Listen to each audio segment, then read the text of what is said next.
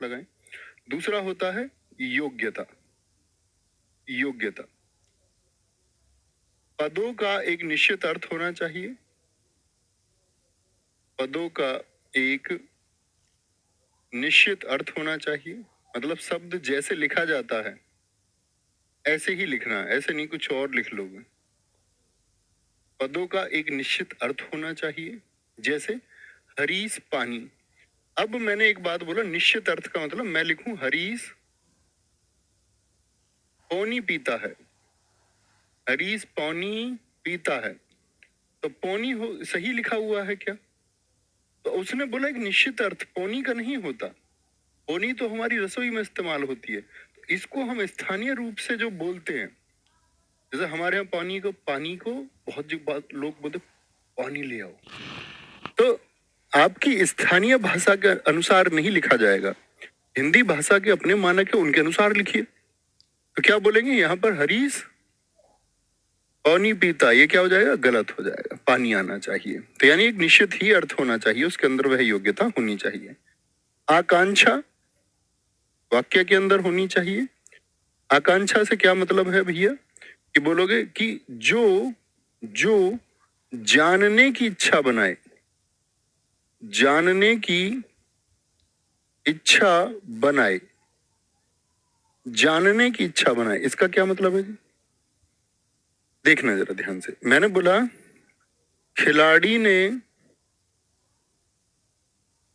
खिलाड़ी अंतिम गेंद पर, आप भी निर्माण कर सकते हैं।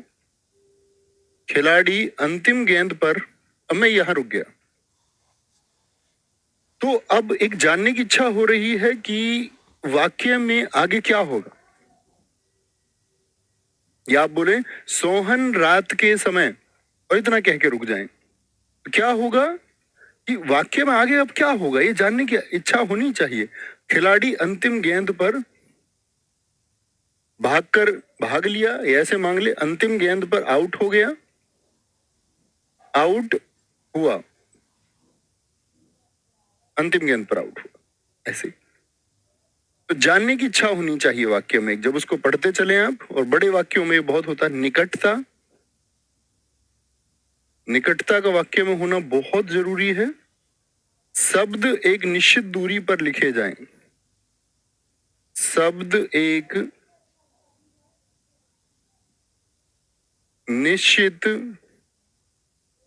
दूरी पर, शब्द एक निश्चित दूरी पर लिखे जाएं। जैसे आप देखिए कि मैंने वाक्यों को लिखा हुआ है, तो वाक्यों को लिखा हुआ है तो मित्र आप ऐसे तो वाक्य नहीं लिख सकते। इसमें मैं बोलूं राम फुटबॉल खेलता है, मैंने ये लिख दिया। तो जब हम शब्दों को लिखते हैं मित्र, तो उनके बीच में एक दूरी बराबर बराबर होनी चाहिए। ऐसे थोड़ी लिखोगे आप कि राम और फिर लिख दिया आपने फुटबॉल, फिर एक गैप दे दिया, फिर लिख दिया खेलता है। तो ये क्या है? ये अर्थपूर्ण नहीं लगता है, वाक्य सुंदर भी नहीं लगता। ये वाक्य को सुंदर बनाने के लिए होता है।